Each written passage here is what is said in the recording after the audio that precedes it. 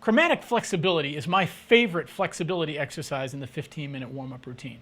This exercise combines all of the elements, the keys, the focal points that we've used to improve our flexibility up to this point.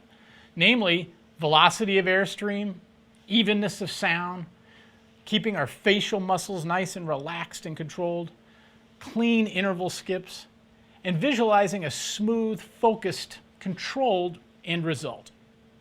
This exercise is going to be a bit more challenging, especially if you haven't played it before. So again, start slowly with this. Start without the track and practice it slowly until you get comfortable enough to play it along with the tempo that is on the track.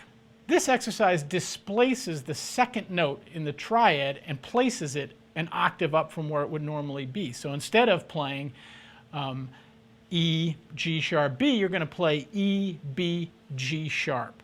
And this occurs between the two different triads in each sequence. In this case, we're alternating between an E triad and an F triad. Then the next part of it is F and F sharp, and chromatically up from there.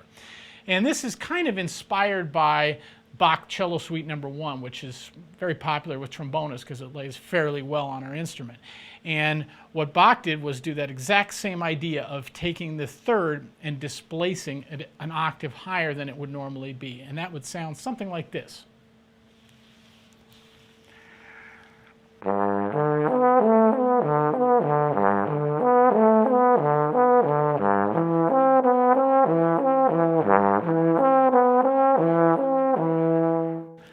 You get the idea just from that short example of how you displace the octave on that.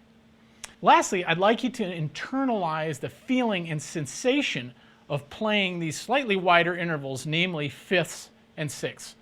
I want you to take ownership of these intervals. And the way we do that is practicing them slowly and isolating the fifth, isolating the sixth. So we really get the feeling within our embouchure of what that is. And this is going to be a very helpful concept as you move forward through the 20-minute warm-up routine, and various pieces that you'll end up playing in various ensembles, as well as solo pieces.